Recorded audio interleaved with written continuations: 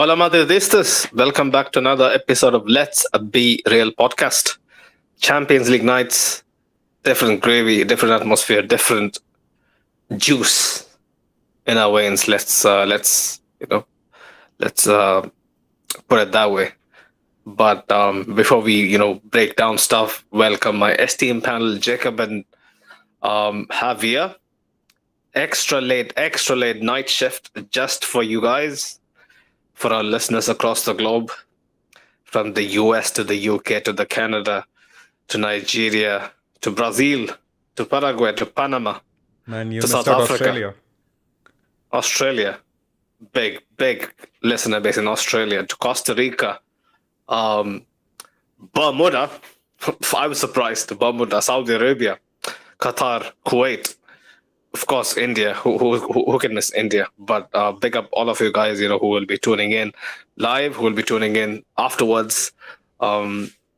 Typical fashion, isn't it? Typical Real Madrid fashion to actually go behind immense character. I feel for the purists, because for the purists tonight was a slumber. It wasn't really up their alleyway. There were so many deficiencies, both defensively, progressively for us, that we just had to get the job done. So many missing key pieces in the puzzle.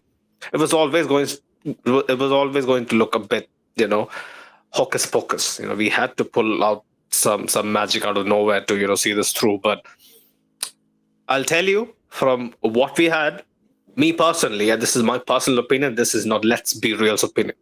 Some people mistake it as Let's Be Real's opinion. Sunaid's opinion is never Let's Be Real's opinion. It's just my opinion as a panelist. I'm equal, just like the people tuning in, people who will be listening to us, on the audio later on. My co-panelists, I'm just the same. I'm not above anyone. So I'll put that on record first. And let me tell you, with the resources we had, this was as best as we could muster.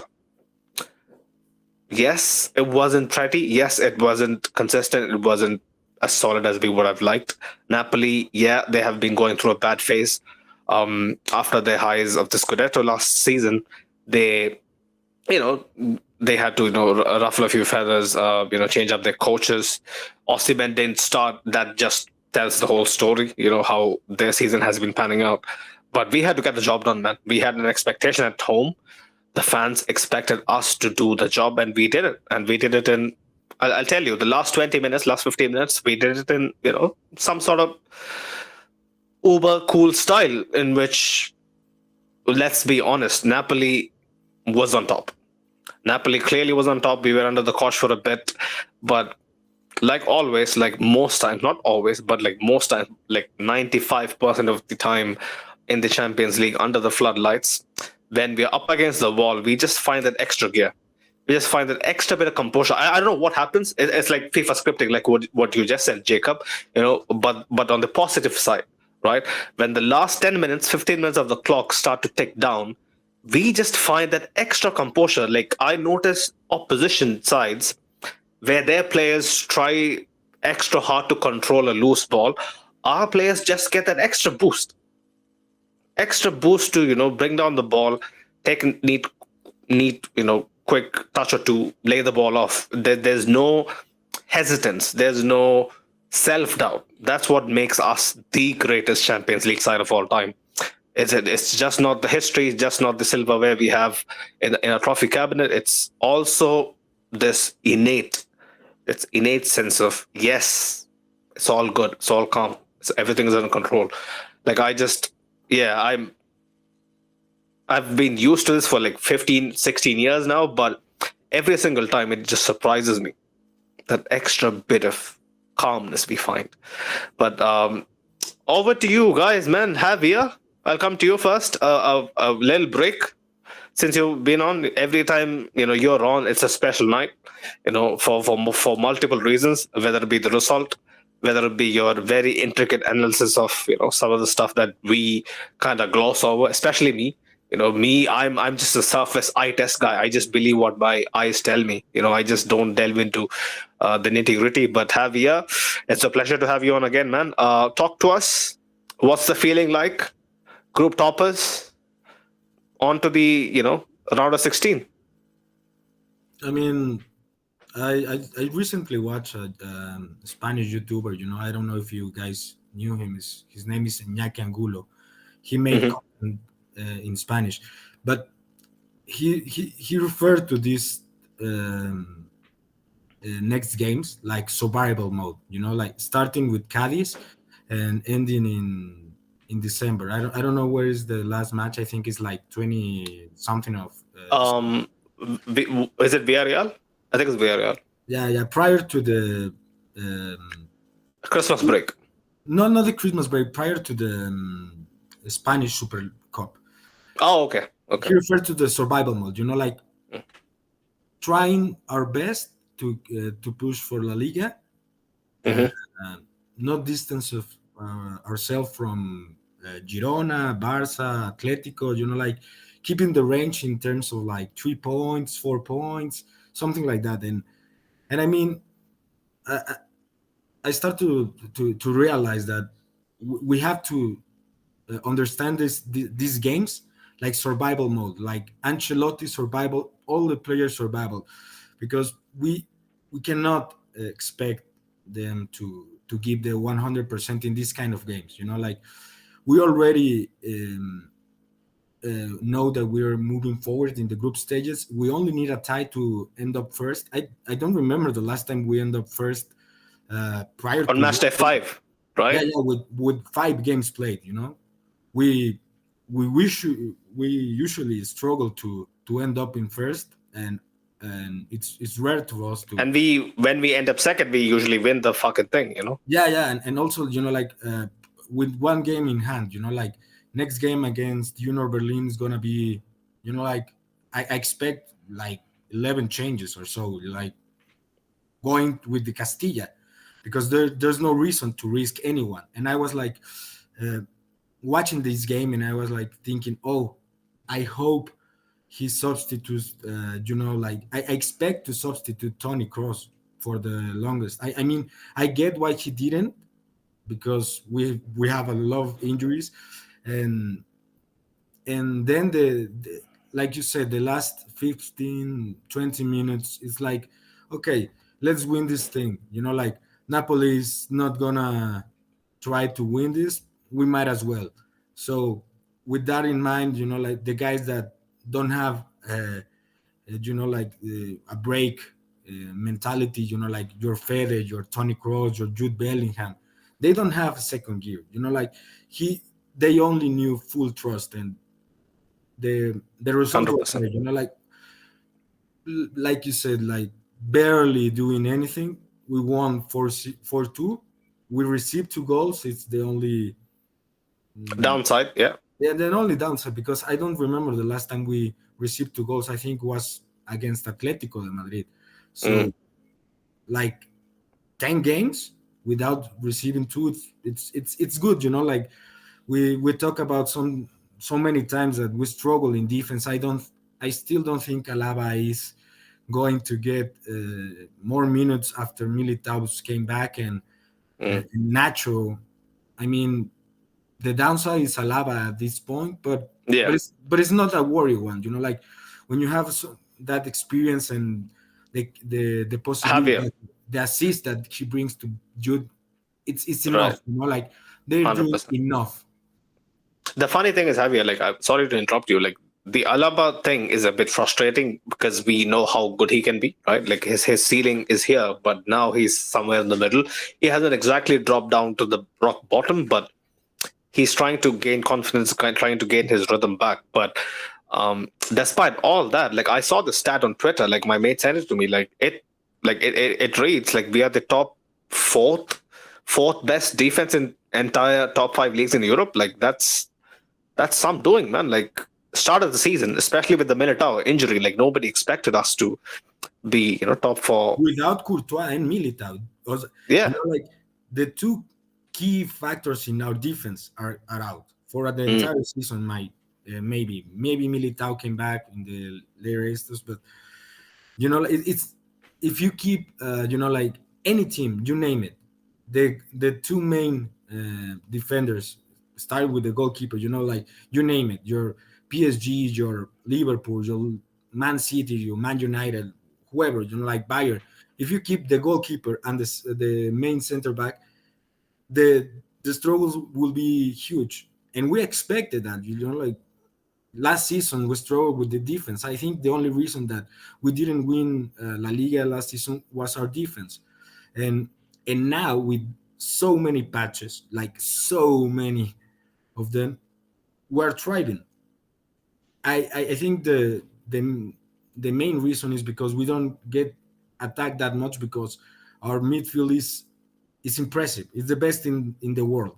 The So shape, right, Javier? Like towards the beginning of the season, like we kind of doubted, like where are we going to exactly go with this diamond, right? Or this pseudo diamond, which wasn't exactly a diamond all the time. Like today, I saw so many different varieties of the diamond. It was a 2-2-2-2-2. Sometimes it was a 4-4-2. It was a 4-3-3. Sometimes Jude's slipping out to the left, Brahim out to the right. Like it was very impressive. Like Carlo really has found a way to negate our deficiencies. I mean, in the defense of Carlo and the um, another shout out to our boy Farouk.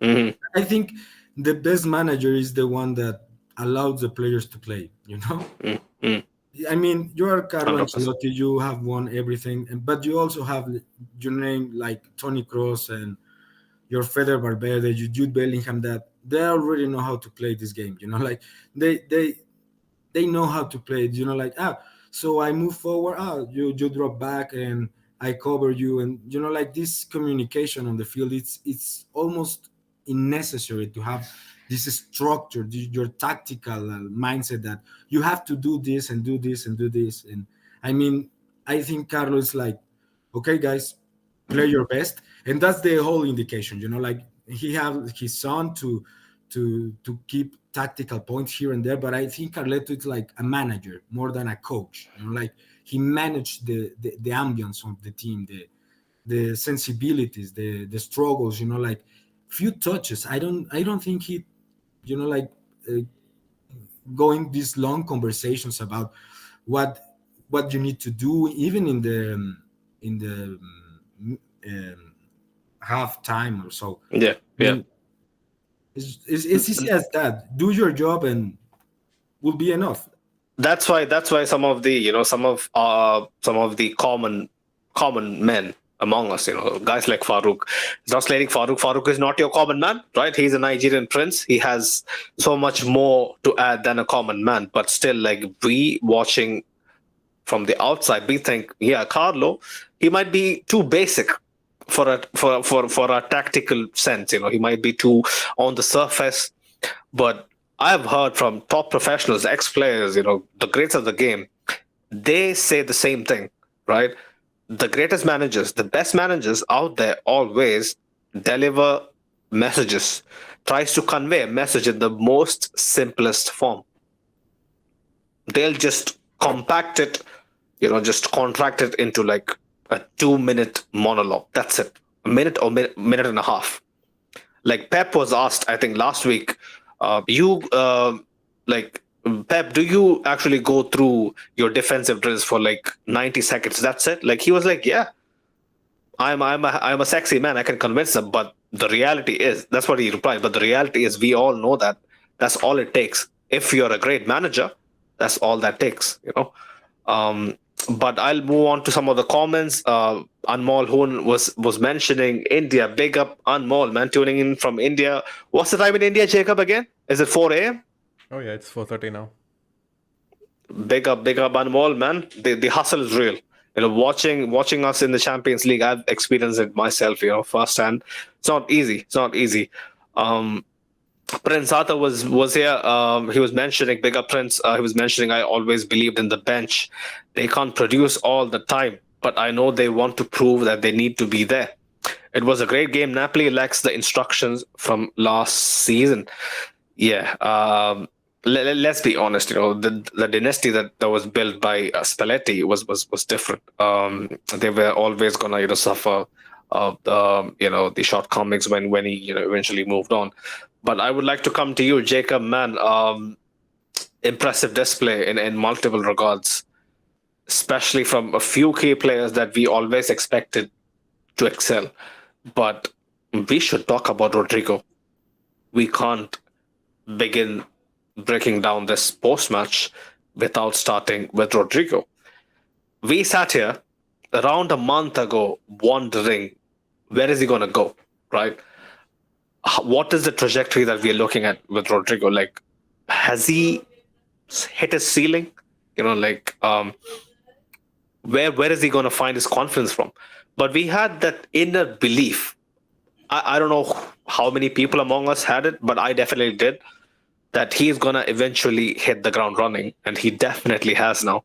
That finish, Jacob, talk to me. Yeah, man. So with regards to if we believed Rodrigo can actually do it, I feel like a lot of the fan base did lose faith in him, or at least temporarily saying we need to bench him for a few games, make sure he gets his head in the game again. But then Carlo knew best. He's seeing these players day by day, and it's the right call, to keep playing him until he actually gets some of these goals. And I feel like this is some of the best that we've seen of Rodrigo yet. The dribbling, everything. I feel like his dribbling right now is a bit of a higher level than even Vinicius. Probably top 2, top 3 dribblers in the world. That's a big statement. Yeah, that's a big statement. Like it's almost like, I'm telling you, it's again a FIFA reference. I hate to do this.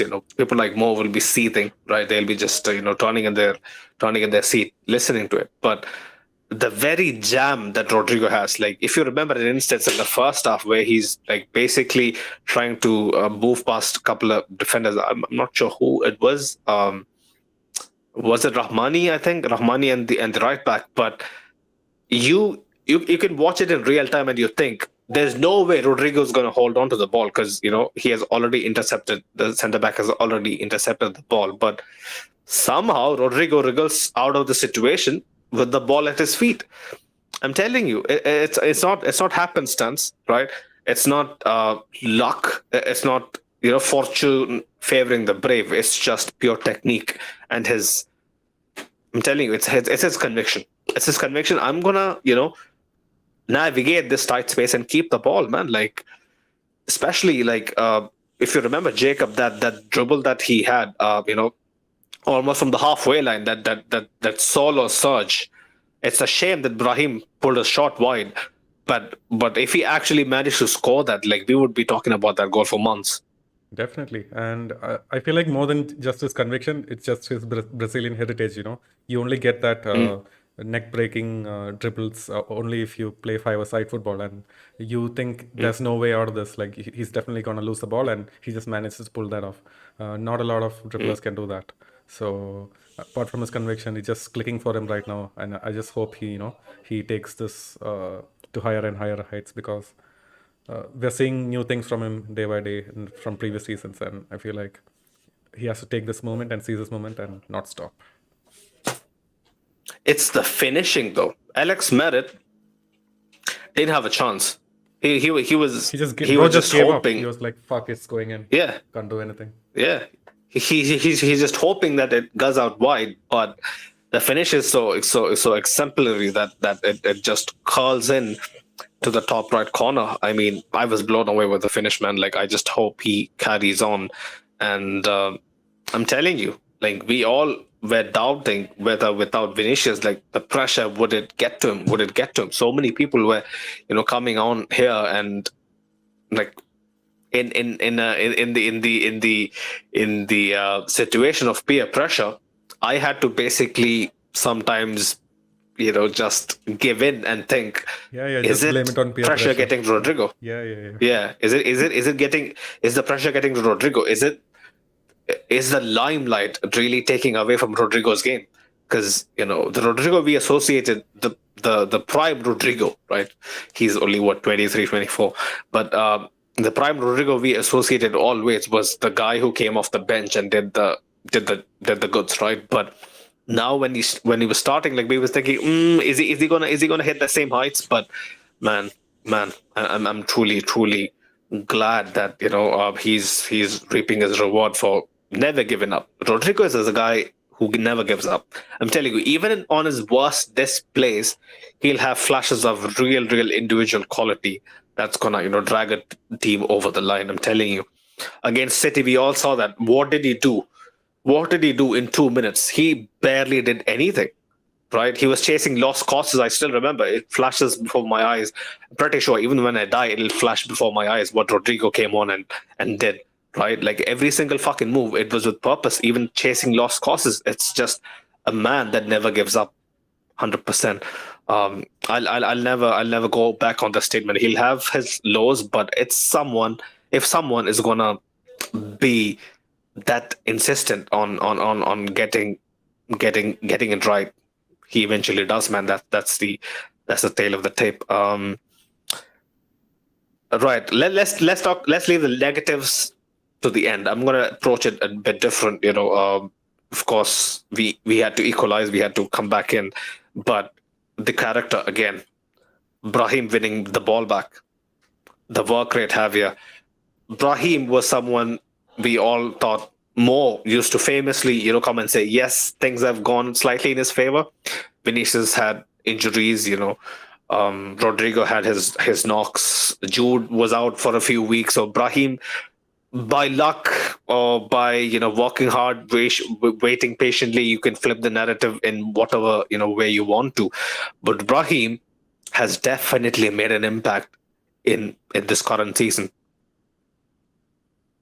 Yeah, I mean, he's a playmaker. We don't have a lot of those. Like we still haven't watched a single minute of Arda Güler, so he he is the only one, the other number 10 that we have in our squad in terms of this playmaking ability, the moving between spaces. He's a great player. I mean, he was the number 10 for AC Milan last year, so it's not an easy fix. And now uh, we all watch how he combined with Rodrigo, with Jude, open creating spaces. He benefits a lot when he plays alongside Joselu Mm. because he knows how to play with a number 10. Like sorry, with a number 9 with Giroud and But today, without even Hosselu, he was really good.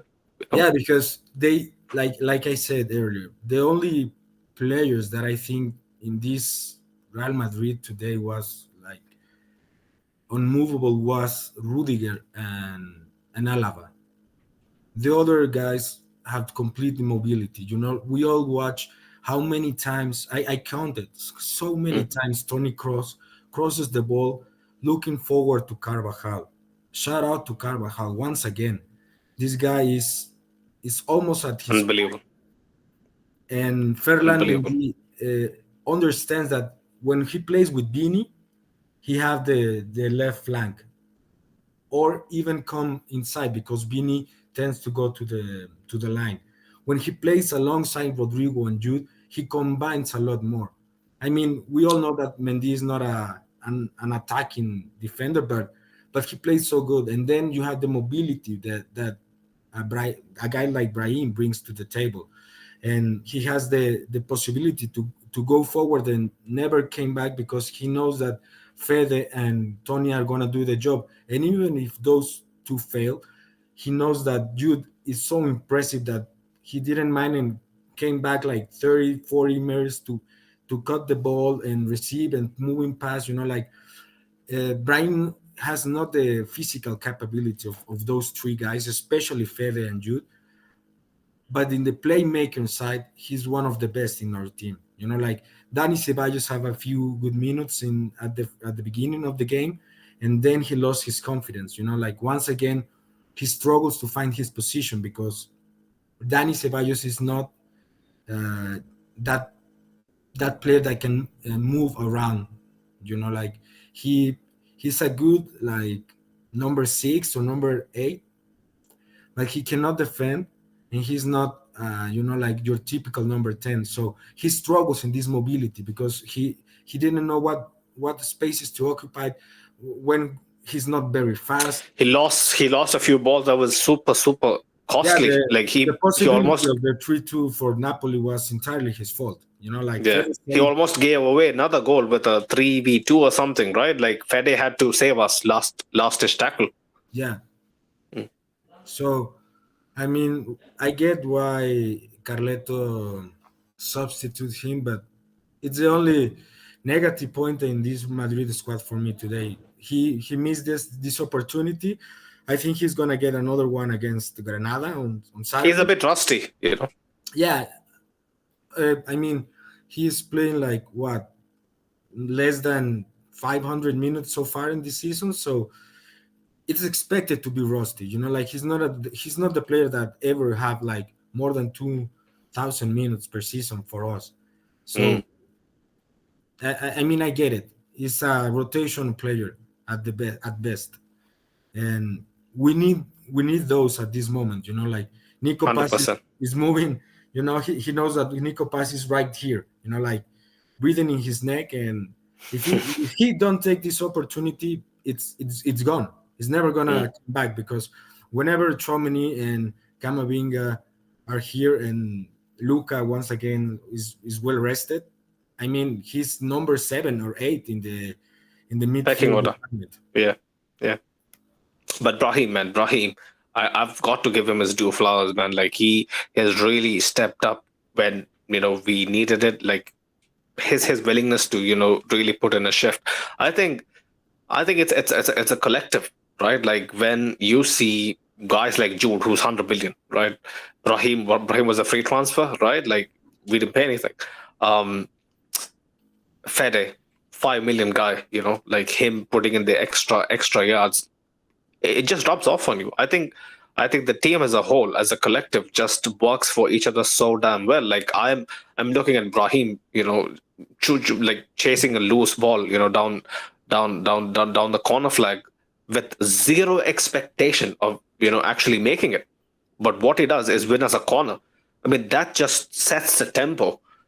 Like I've talked to many people who think some guys should rise above circumstances and stand tall and set the example so that the younger guys can follow. What I see in this current setup in our very young squad is that every guy can be can be a semi captain in a sense. Yeah. Every guy I see in there takes responsibility, which is a far cry from the side I grew up watching. I'm telling you, it's a far cry. Like maybe the only guy you might think that needs to still be a little more ironed out, like rough around the edges would be Vinicius. It's not slating him. It's just a different personality. He just has a different way of approaching adversity. But I'm super impressed, man. These young guys, they are really, really proving me wrong. Early parts of the season, but second goal, Jacob, right? Alaba, right? We speak about his negatives, but sometimes because of his irregular form, we forget his greatest asset, that punt, right? Like to get that accuracy, right? It's not normal. I'm telling you. Yeah, it's something you would expect from the likes of Modric or Cruz, and for Alaba to pull that off, even in this day. I thought he had lost a bit of his long ball abilities in the last season compared to the previous season, because in the first season that he came, he was pinging those long balls and finding our strikers constantly, and then he lost a bit of that, and then it's so good to see him, back at it and pulling off that inch perfect ball. Even the defender and the goalkeeper, all of them gave up. It's like, I'm definitely not going to get to the end of that ball. So just hope for the best. And then, and at the end, it's Bellingham. Yeah, he just doesn't miss in these situations. When the delivery is so good, like I'm going to take away 90% of the credit from Bellingham. Of course, the movement is top notch. Bro, That's expected. Imagine But- if Joselu was at the end of it. Well, for tonight, yeah, I've got to give it to you, man. It's a bit harsh. Everybody's going to be piling on him. I was almost going to praise Joselo with his headers, but you remember the missed opportunity in the second half, and I was like, no, shut up. Tonight's not the day to praise Joselu, even with his header, which is his stronger side. Yeah, 100%. I feel bad for him. But we'll get to Joselu. The second goal, though, I mean, the delivery is great. Like I'm going to take away a bit of credit, like I mentioned with Jude, but Jude directs it so perfectly. It's a perfect technique. Like I'm blown away every single time that I watch this guy try to finish. Right, Like Jacob, you do your previews every 3 days with Farouk, right? Like you guys are closer in terms of discussing Jude's strengths and weaknesses than I am. Because when me and Farouk tries to have a civil, grown-up adult conversation regarding our golden boy, um, I just get over my feelings. I just go over emotion, and him as well. Like he just thinks that I'm trying to overhype him, but just look at that finish, right? That's Benzema-esque. If you remember the third goal, was it third goal? Was it the second goal against Chelsea with the Stamford Bridge in Yeah. the Decimo Quarto season? The perfect technique to put away a header is basically directing it opposite to the side it comes from, where the goalkeeper is basically wrong-footed. Like he is expecting it to be directed in the same direction it's coming in, but if you direct it the opposite way, there's no chance. There's no chance anyone is anticipating it unless you're fucking, Peter Yashin. Jacob, that is the striker's finish. Yeah, I wouldn't say this particular instance, this is like a pretty normal thing. Like the ball was so good that he just had to end up in the back of the net for most people. Still. But I would say like just overall the season he has looks, especially in the previous game. Even we had a talk. The third goal against who was it? Cadiz. Yeah, the He cross just knows how box finish. Exactly. He just knows how to put those in the back of the net at this point, and I just hope like the rest of the Real Madrid fans. I hope just This is the least flashy goal he has scored this year. I would say so, apart from the tap-ins, you mean? Definitely. Yeah, This was Alaba's goal. That's because Jacob, it's expected. Wake up. Smell the coffee. That's because it's expected. If it was some other person, right? We would be, if it was, let's just say, if it was Danny Ceballos, we would be saying, this guy, man, he is a reincarnation of Redondo, whoever you wanna, call him. No, But Jude, yeah, it's just that we're all just cautiously optimistic about him. We don't want to like put too much pressure on him, and then so early on. So, but if he keeps us up, we will have no option but to open our mouths and actually praise him. But this guy loves the pressure. I mean, yeah. This guy is like, I agree with you, Jacob. The goal was almost like an easy one, but I agree with Sonair as well. I mean, the easiest way to score that goal was like just hitting the ball, and the goalkeeper will never go to the same post even if he reaches. But like Sonet said, trying to go to the opposite side is what makes like a great striker. That goal could be scored by, I don't know, like 2,300 million of football players, but a few of them will understand that putting the ball in the other side is so much easier and so much harder for the striker. Like the goal was an easy done, but he made the extra effort, not to flash himself, because it's like a natural striker mentality. Yeah. Like you said, your Benzema, your Marco Van Basten, your Lewandowski, your Inzaghi, That's the difference. That's the only difference. Like scoring a goal, easy one. Like after that cross for Alaba was an easy fixture. I mean, who is our weakest header? Probably like Brahim or Bini even. Those two guys will score that goal as well. But scoring that exact goal, I mean, probably just Jude and Militao, Rudiger maybe, and Jose. Maybe. In our squad. And at this moment in time, only Jude. Yeah, and today it wasn't just about Jude's goal, he, yes, to my eyes, please. He just had at least 7 or 8 key passes. He was just running the game. Unplayable. Oh my God. I'll let you speak, Jacob. Sorry. Even, what stood out for me, like Rodrigo went off the pitch. And even after that, he took up that mantle to actually dribble. All of the players were looking to him, man. I just can't. Mendy, who else was Joselu? Everyone passed to him. It's like, we can't carry the ball. Jude, just take it over. And then he took up the mantle. He was putting in crosses. He was playing in passes. I feel like he should have got maybe 2 or 3 assists even in that spell. That's how good he was. So I just want to highlight that it's not about the goal today. It's just his overall performance as a midfielder. Seriously, man. But the more I look at Jude, the more I think I wasted my 19, 20, 21, 22, 23 era. Honestly, because the self belief that this man has, the way he moves, the way he's like, appreciate Joselu's goal, forgive him. He did the job. Like that, you would expect from. Cristiano. I wouldn't expect from Benzema. Cristiano did it for Benzema. Ramos, guys like that. But Jude at 19, Javier, this is not normal.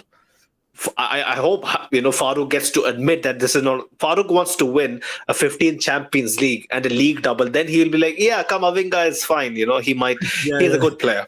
That's what Farouk is. Some people say he's bribed by the media to say such things. To keep the conversation interesting. But I just think that he's wired differently. But I hope we deliver some titles so that this man opens his eyes, because this isn't normal. I have watched so many young players come to the scene and shy away from any of this. This is what I expect in a top side. I know people have different personalities, people are made differently, built differently, but this is what I expect from guys who wants to make a difference, be remembered, right? Write themselves into history books. This is what is expected. Simple as. But yeah, enough of the Jude thing. I'm just gonna keep it short. We had a say, but yeah, some of the dribbles, man, bro. Like key passes. Jacob mentioned the key passes, but some of his quick feet to wriggle out of pressure, his delivery. Oh my god! Like the amount of times that I felt, if there was a guy like Cristiano, if there was a guy like Messi, if there was a guy like the elite forwards, Jude would have bagged that like a hat-trick of assists today. Yeah. Right, like simple as. Like I just honestly struggle to get what this guy can't do at this point. He can defend, right? He can strike a ball well enough. He can put it on a plate to goddamn anyone you ask of him. His ceiling is just limitless for now. Touch wood. I hope the ankle roll wasn't serious. He ran it off. Like if he felt some significant pain, I'm pretty sure they would have brought him off, but he looked fine. I just hope he's fit and firing for Granada. La Liga top scorer. Is he the Champions League top scorer? I'm not sure. Is he? I don't think so. It's probably going to be. I think it's Harry Kane. Kane? Kane, yeah. I'm just reaching too much right now, but he already have like 4 goals, so yeah, he might as well end up being the 4 goals in 5 games for a midfielder, 19-year-old, first season at Real Madrid. 4 goals in 4 games because he didn't play against Braga, I think. Yeah. Shoulder problem. Yeah. So, I mean, like you said, I just want to talk about it a little bit more about Jude because today he was playing with the Predator boots, like the OG Zidane boots, the red ones, of course, and him playing with the number 5 shirt with the Real Madrid crowd, and it's like you said, he's the right player with the right team at the right time. It's a combination. It's a perfect match, as simple as that. I was watching him I praise for the dribble, but I want to shout out as well, the ability that he had to receiving the ball backwards from the goal, the goal, and then how quick he turns and make the pass, how easily he understands and put himself in that position. He can make the pass, he can make a dribble, he can make an assist. He associates so well with everyone.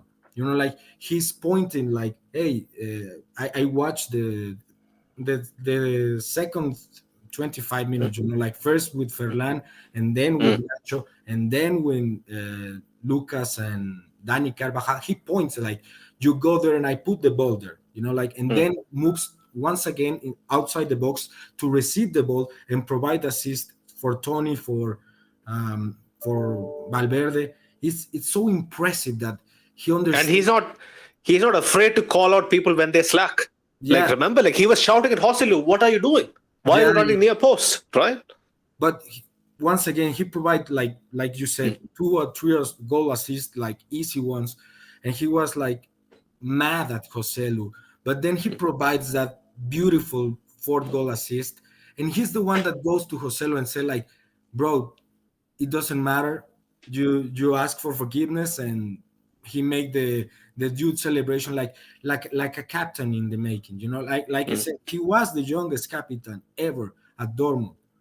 He's one of the captains, I think, for the England national team, and he's 20 years old.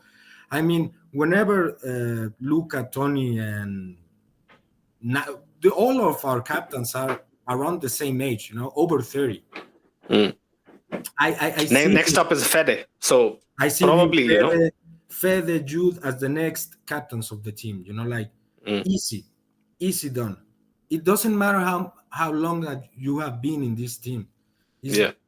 He's captain without the badge, and it's so important to him to, like, this is my team. I think he thinks like that. Like, Real Madrid is my team. I'm here to conquer this, but in order to do so, I have to all my co-workers play better, and he also do that. Another underrated, like I know this Jude thing goes on for too long, sometimes, but man, like we just have to say it as how we see it, simple as, another thing that I wrote down, so many instances that it has stuck in my brain, but now I could put it into words. Man, his willingness to win a foul, how underrated is that? I've seen Ramos do it under pressure, like a sticky situation where you're cornered into a space where there's an overload and we're looking like, oh fuck, we're going to lose possession, and it's highly likely they're going to create a high xG chance or something. But Jude always is like, give me the ball, I'm going to do something, I'm going to win a foul, and he absolutely wins it every single time. It doesn't surprise me anymore. Like, first few occasions, I was like, oh, okay, that was impressive. But now I'm like, yeah, pass it to Jude. He'll, alleviate the pressure. I mean, this man, like I've lost for, superlatives, but It's his capability to never Mm. put himself in a position that Mm. the opposite side move outside the game. Like, Yeah. that when the opposite side wants to push Beanie out of the game, they start to tackle him and making fouls and shouting to him. And like Joselu was out because he misses so more chances. You have the possibility to making, like your Rodrigo, your Ceballos, those kind of guys out of the game, but there is no way that Jude allows himself to be out of the game at any point. Like, 100%. it's a mentality that he has. Like, I'm never out.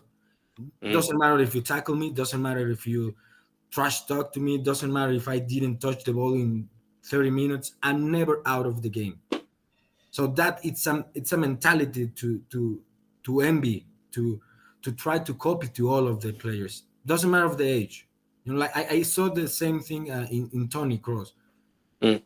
Even if he's having a bad game, he's never out of the game entirely. Like 80 something minute, Nico Paz didn't came back to help him with the defense, and he shout out to the guy. Like, whenever Yeah. you see him, like some guy like Tony Kroos shout out, you tremble. Like, it's 100%.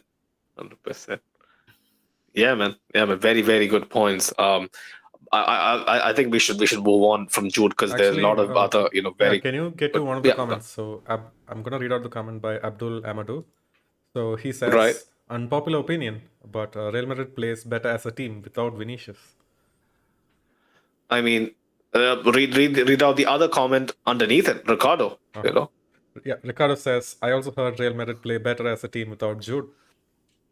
I mean, bro, they all complement each other, right? Like, there's no version of Real Madrid that's better off without Vinny. It's as simple as, right? Like, Vinicius, yes, he has to mature some of his tantrums and whatnot. Yeah, like it can cost you on certain occasions, but come on, man, wake up. It's not that deep. He is so integral to how we play. But let me get to a few of the comments. I was just carried off, carried off by the Jude hype. Prince Arthur was in the chat. He was saying, I agree with that Rodrigo assertion. He's probably top two dribblers in the world right now. Yeah, completely agreeing with Jacob right there. Marcus Winningham. He says, to be honest, too many talents from the bench. Real Madrid is building a scary team that will dominate Europe for the next 10 years. I don't think so yet. The bench is okay. If it was any other year, we would be absolutely losing it. But since the expectations for this season are like very, very mid, I think we're just keeping calm. In any other season, imagine in a season of BBC and like the KCM in their prime, if we had a bench this thin, we would be shitting ourselves. But now it's the norm. Unfortunately, I don't know how it has gotten to this point, but it is the new reality. Ricardo was mentioning more patience is required with Rodrigo, but at a club like Madrid, he's just not going to get that. What else is there to say about Jude? He is him. And a big shout out to Fede. He has been immense. Let's talk about some of the side shows, man. Fede Valverde, bro. Engine. I'm gonna just. I just had no words to commend his work rate, commend how many times he puts in a last ditch tackle. It's almost like Jacob, like he is negated to so much to an extent that I'm pretty sure if it was any other player other than Fede Valverde, who is so devoted to the cause, so devoted to, yes, I want my team to win, no matter where I play, what is my starting position, what is my average position. I just want my team to win. Like someone so selfless is eventually gonna get the praise, but right now he's kind of under the radar. But he is the main reason. Well, I'll tell you the biggest reason why Danny Carvajal gets to do what he does. It's the biggest reason what everyone in the midfield gets to do what they Jude, name it, Cruz, all of these guys. So Fede single-handedly covers for all of them. And today it was another case of him just accompanying Cruz, just sitting back, making sure nobody gets at the end of any transition balls. And you could just see he was just itching to make that run, but he held himself back on many occasions. And even on one occasion, I guess in the second half, he basically tripled the whole team. And nobody could challenge him. That's just how good he is moving the ball forward. But absolutely, we need him right now to sit at the back, protect our defense, make sure Carvajal can have the freedom to bomb up down the wing, at least for the next month. And yeah, 100%. And again, since we are on the topic, again, friendly reminder, by the way, 20 people in the chat. If you haven't smashed the like button already, do smash it. If you're new to the channel, subscribe to the channel. We are on the road to 2K. We really appreciate you, being here. Late night. In a lot of parts of the world, it's super super late, especially after Champions League night. Yeah, we are glad you're here. But man, Carvajal, right? Gluten-free Carvajal is a different entity. Completely. The way he moves, the way he just anticipates. Where was Kvaratskhelia? Like I know, like we were discussing it in the chat that Juan Jesus is not a left back; he's more of a centre back, so he doesn't get that much of a support down the left side. But Danny basically made him null and void. Javier, like we've discussed this so many times, Carvajal is looking like the best right back in the world now. I agree with you. I mean, Danny was, for me, and I said it in the previous season, for me was washed out. I was already thinking about, we talk about, you remember, we talk about Reece James, and so Hakimi.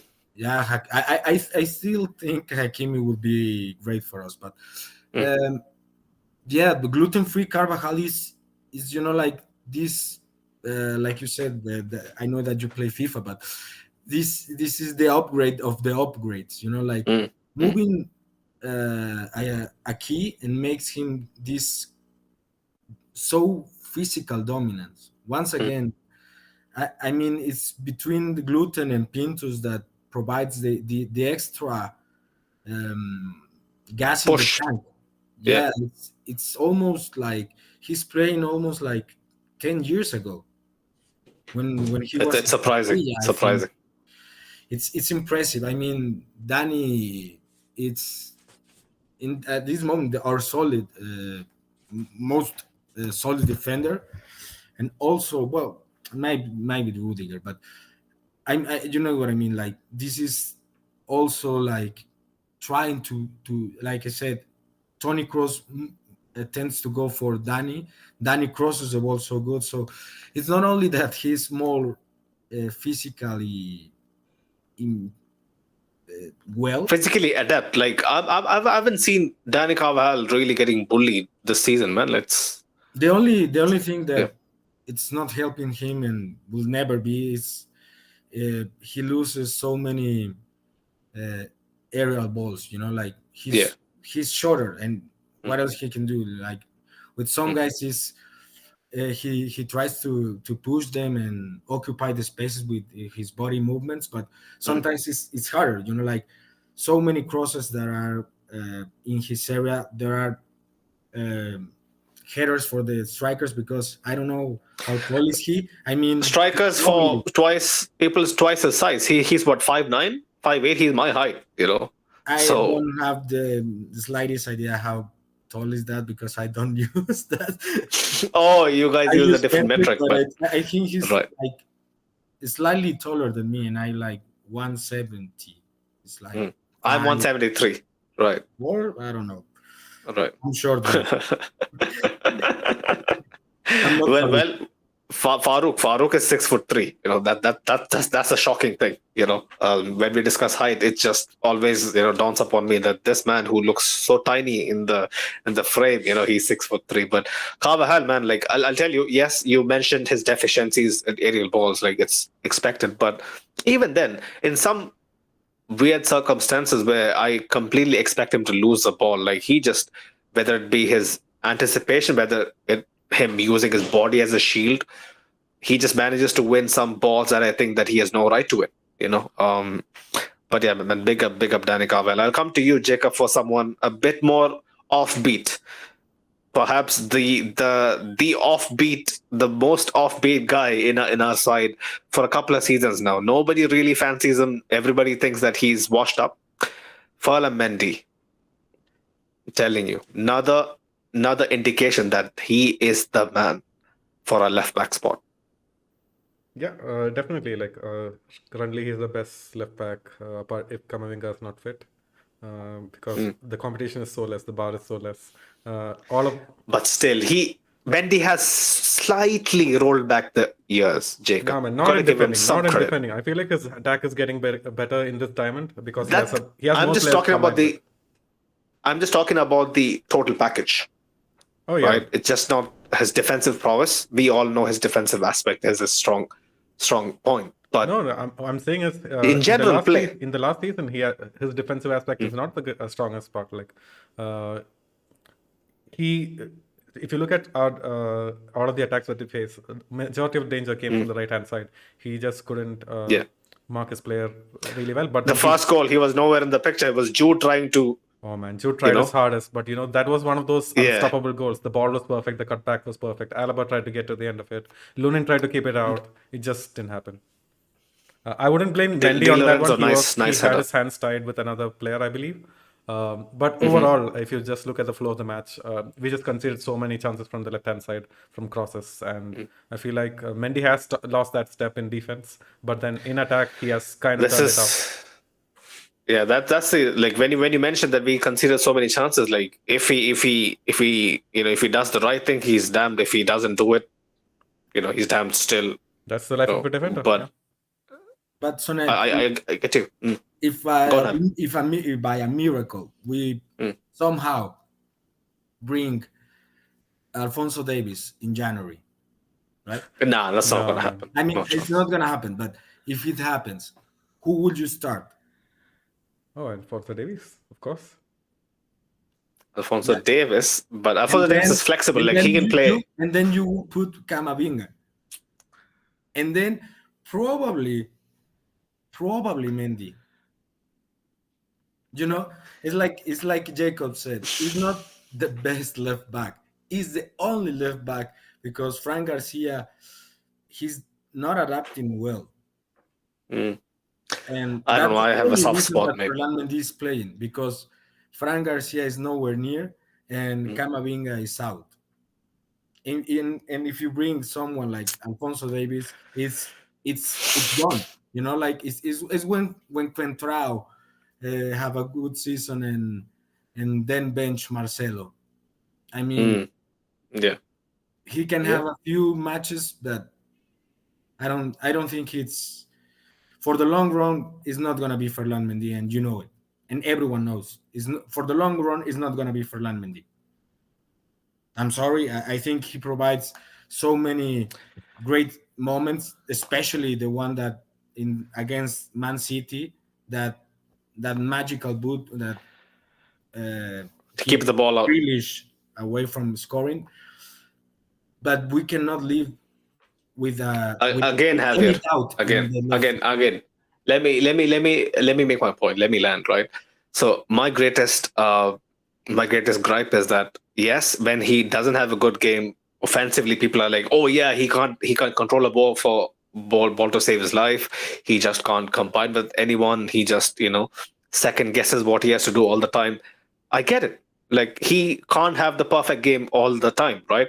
But tonight I felt like he kind of helped out in attack. He combined well with Cruz, Brahim, Rodrigo, Jude, provided a piece of a ball to Joselu, who should actually finish it. I think Rodrigo tried to get on the end of it, but he couldn't. But Joselu should 100% finish it.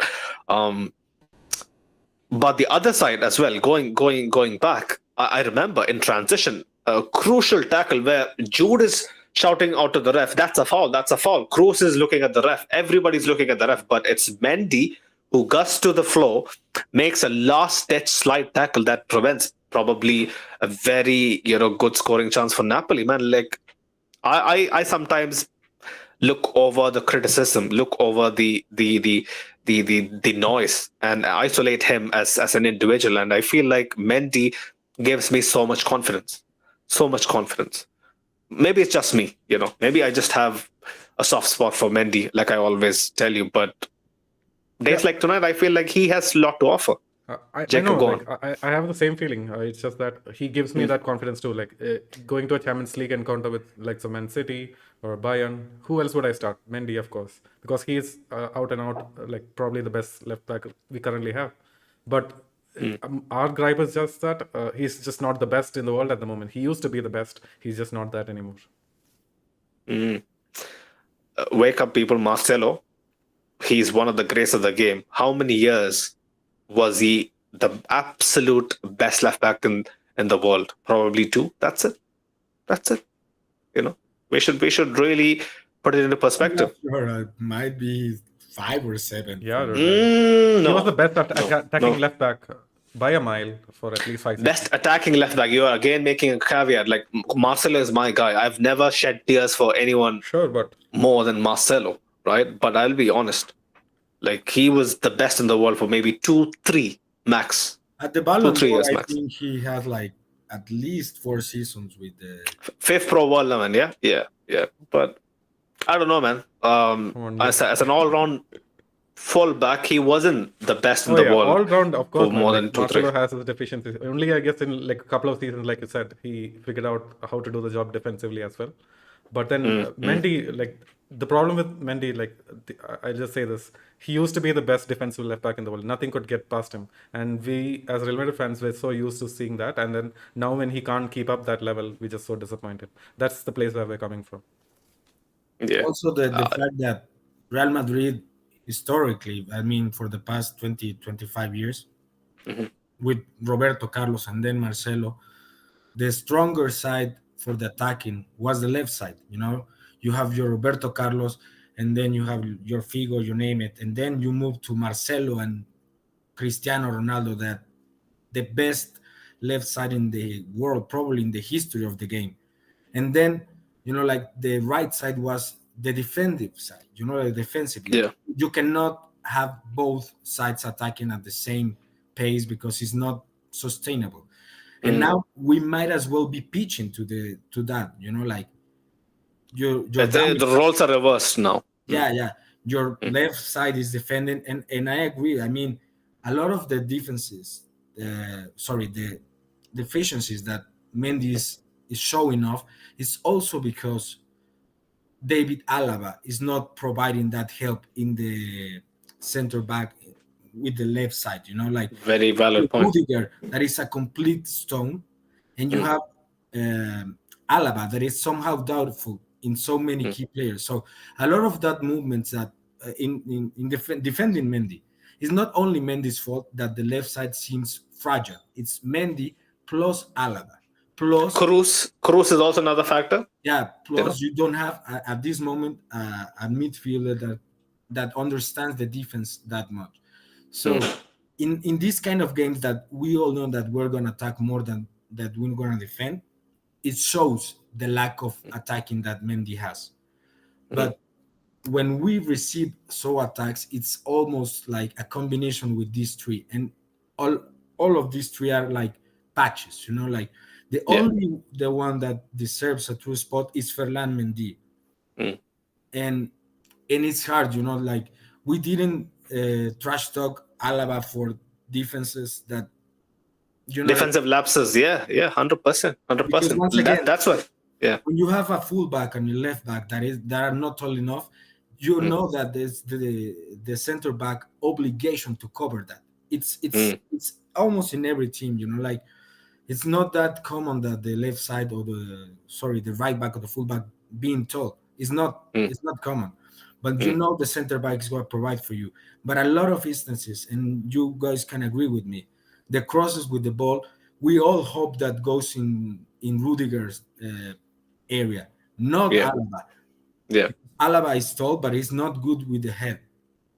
So he cannot defend that much. And Ferland Mendy knows that he needs to cover the back of Alaba, not the other space around. It's a huge difference to cover a space or a player that that is not gonna defend as well. Since we're on Alaba, like might as well discuss the second goal we conceded, man. Like I really believe that Alaba should be closing down way quicker. Jacob, do you share the same sentiment? Like I felt like he moved in slow-mo. Yeah, I mean, he wasn't the quickest to get to the ball, but I feel like the majority of the blame for that goal has to fall to Toni Kroos. He just didn't track his man, and even when the man got the ball, he was just... He never tracks his man. He did. He actually did in this match, and I was very surprised. I was actually going to praise Toni Kroos for his tracking back, and it's just that instance, he lost his man, and then, that happens, and Anguissa just got to that ball a bit sooner than Alaba, and then goal. Just a silly goal to concede, right? Like even the first goal, like I just couldn't digest it. The way we conceded both goals were, left a bad taste in my mouth. But again, the character that we, showed to actually come back. Right, who else do we have to discuss? Rudiger. I guess at this point, 5-6 months into the season, it's a given that he gives out a solid performance. I guess we should just leave it at that. Rudiger. I'm just going to leave it at that, just not to jinx him, because it's basically him standing, between us and heavy thrashings. Like goals galore. He's the man who's keeping us afloat. Nico Paz. Jacob, where should we begin with this guy? Because like he was highly touted. Even last season, like there were some very good buzz around the kid. So versatile, right? Wasn't exactly the greatest shot in the world. Alex Merritt has to look himself in the mirror for that. But his willingness to always be an outlet, keep drifting in and out, taking up so many positions to help the side out. His passing super neat, laying it off, neat intricate triangles, wherever he can. Nico Paz is surely someone to watch out for. Yeah, absolutely. I'm not sure within today's game. It's like it showcases strongest like abilities, which is driving with the ball, having Yeah. those intricate exchanges. I didn't see a lot of that this game because Napoli were at that point defending deep into their half. But just to have the cojones to actually take a shot when you have so many senior players around you Yeah. could pass it to. Instead he just saw an opening and he decided to go for the shot. That takes a lot of conviction, and that's the kind of thing that that can help you succeed at Madrid. So really excited about the guy. All of the other stuff, this passing and everything, it can be improved, but the cojones to actually do that, that can't be taught to everyone. Javier, that's the greatest asset, right? Especially at this level. Like most people who break onto playing at the top level, they are very talented, right? They more often than not has the technical capabilities. It's the mental side that is more often than not which turn heads. Yeah, the the composure that he had is Mm, it's special to a midfielder that the extra second that mhm. he takes in his mind, because with the foot is he's very quick, like this calmness that he plays is it's almost like, I mean, once again he looks around and he can ask any advice for the best midfielders in the world, like he's so well covered. Like, hey Tony, how can I improve my long crosses?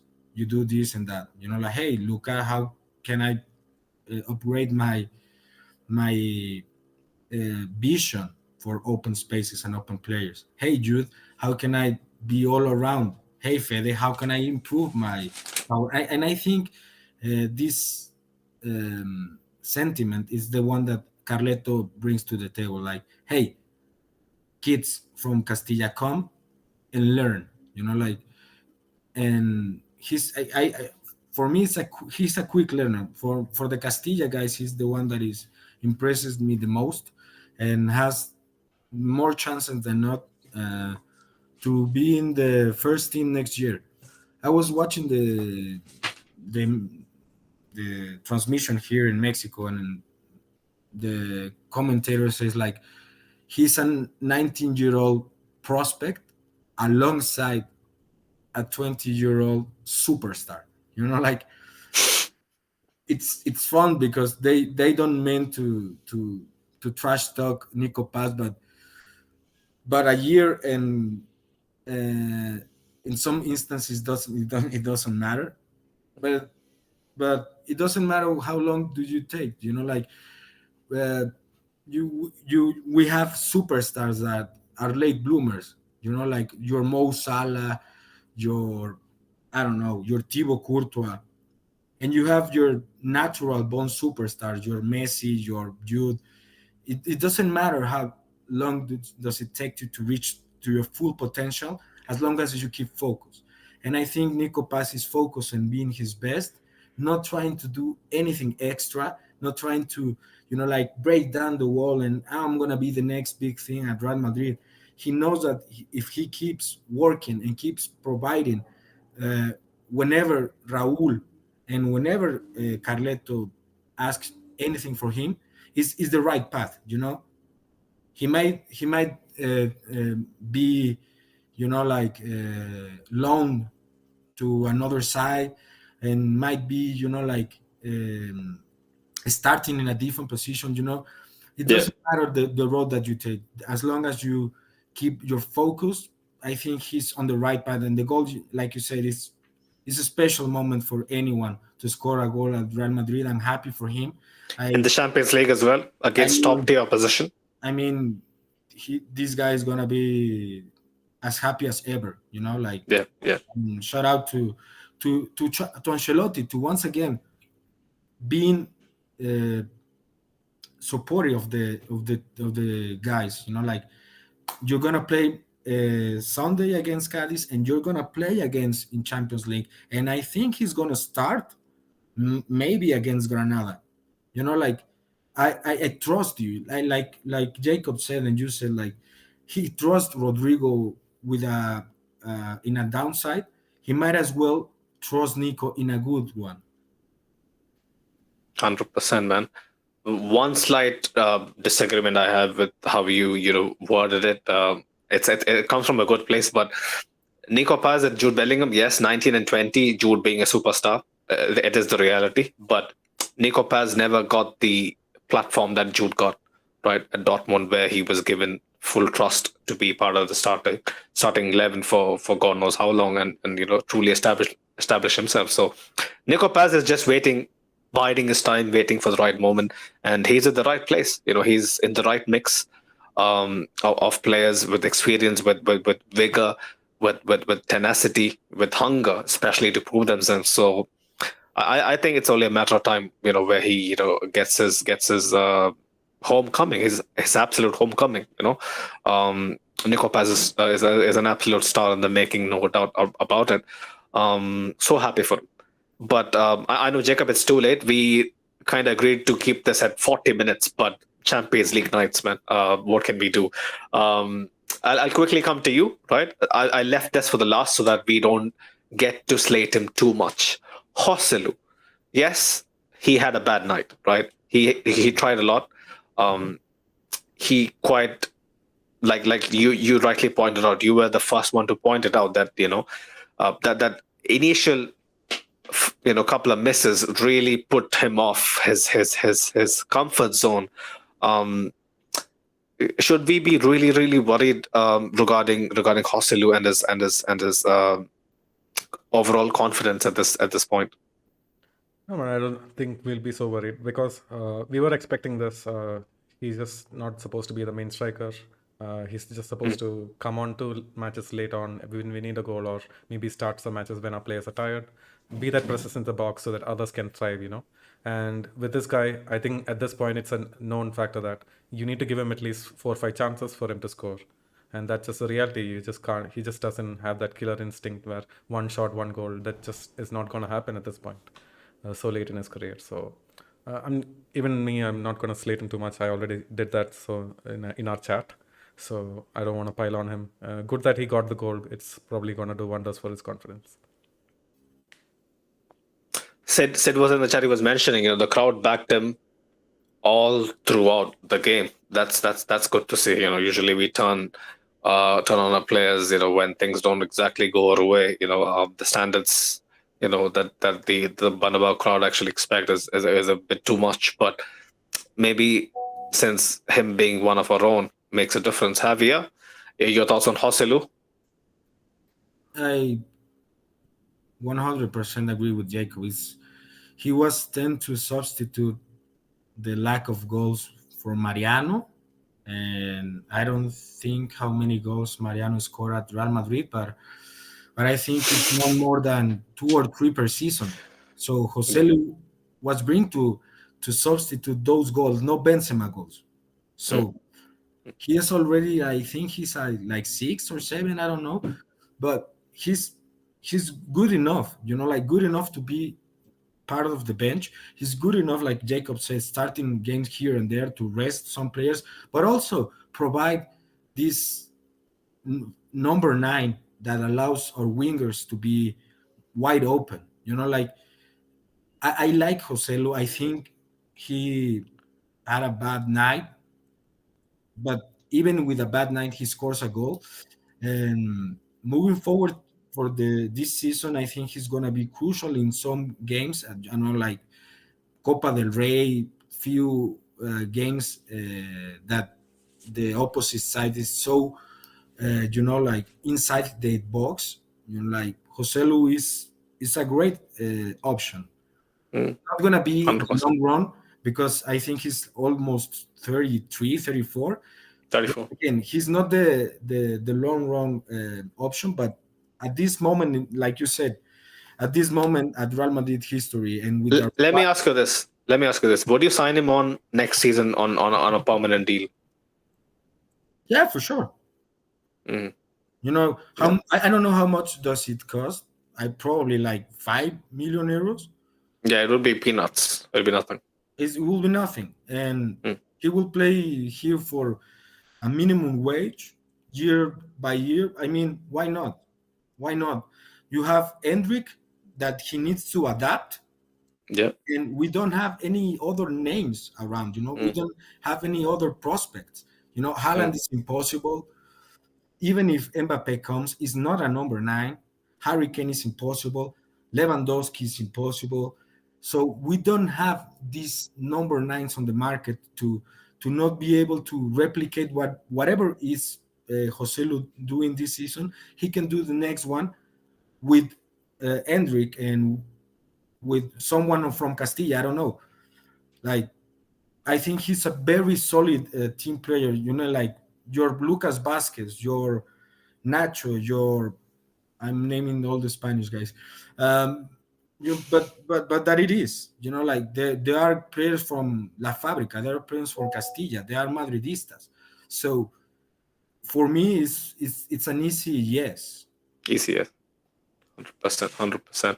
I would share the same agreement, but yeah, some people would argue that. But yeah, like when I'm telling you, when we lose a game, if we had lost the game and Joselu would have finished the game with those misses and having nothing to show for it, I would, for one, would have a completely different opinion right now. Yeah, I for would be sure. seething. Yeah, But but but go you on. will agree with me that in the next 10 seconds you will be mad at Florentino, mad at someone on the board.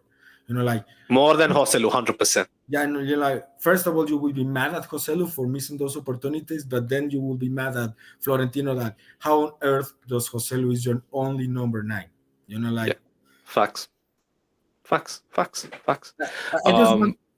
Sorry, Sonny. I Go on. this is. I want to ask you guys a question that I'm myself asking. Whenever is Kepa ready, I think he's gonna be ready for Granada game. Would you just start? I mean, for me, if you ask me, it's Lunin. Lunin. There's only one contender for the man between the posts for me. Jacob, I don't know where you stand. Yeah, for me, like even if Lunin and Kepa are playing at the same level, let's say they are right now, I would still start Lunin because he is one of our own. We have more upside playing him than Kepa because Kepa is for sure leaving next season, right? If he doesn't get a starter position when Courtois is back, he's gonna leave. And I just don't understand why we need to give him so many minutes and stifle the growth of Lunin. Yeah, I don't think about all that. Yeah, that's a very good angle to look at it. But you know me, I just want to win all costs. For me, when I look at it, Lunin is the man who gives me more confidence. I have no idea why that's the case, where Kepa is more the, let's say, camera-hungry keeper of the two, right? Who has a more fantastical saves, right? The more eye-catching, flashy stuff. Maybe he just does it for the sake of it. I don't know. I have no fucking idea. But Kepa has done his fair bit of good stuff, like what Farouk always reminds us. But I don't know, man. Lunin just makes me live a bit longer. Let's put it that way. It doesn't stress me out as much. A few of the comments before we kind of slowly wrap this up. Most was in the chat. Big up, Most, man. He was mentioning unbeaten since September. Only 1 loss and 2 draws. Very good form. Let's keep it that way. Prince Arthur was mentioning Madrid has always attracted top talent. If they work together with a good coach, they are unstoppable. It is not only one person's team. No wonder why top coaches want to coach them. 100%. 100%. Ashik, a bit late. I guess he's in Phuket, Jacob's favorite destination. I hope he isn't doing what Jacob does when he's on holiday in Thailand. But big up Ashik, man. Big up every single one of you in the chat. Thanks for tuning in for 90 plus, 70 plus minutes, I guess, 80 plus minutes. Big up every single one of you. Smash the like button if you haven't already. Subscribe to the channel. We're on the road to 2K. Show some love to our content from Madrid. Our team in Madrid works super hard to get out those fan camps in time, keep the content flowing. So yeah, big up Sid and his team down there.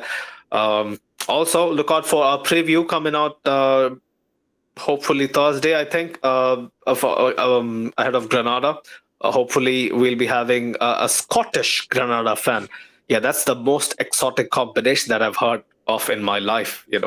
A Scottish fan who is who a Scottish guy who basically supports Granada is I'm telling you, a fusion of the best of both worlds.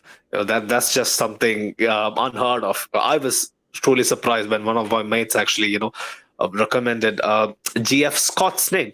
His Twitter handle is GF Scott. So look out for it. Hopefully Thursday. Big up our partners on Instagram, Real Madrid Committee. They're on a brilliant fan page. Go check them out. Go give them a follow. Yeah, man.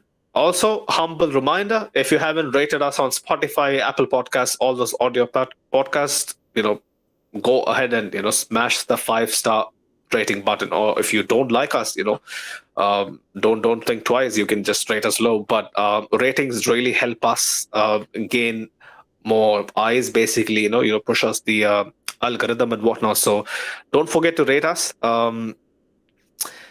Yeah, show some love to all our audio platforms as well, and also big up every single one of you who sends in feedback as well. Big up Doris for the hustle. For tonight's watch along as well.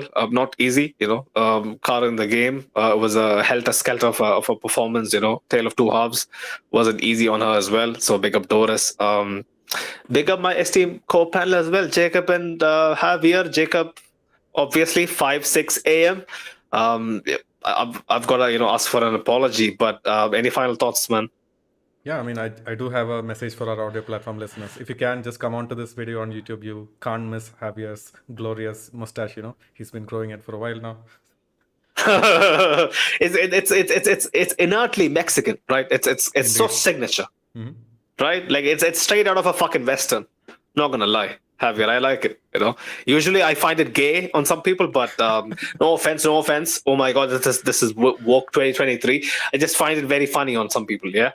But yeah, this one really, you can sport it, right, Javier?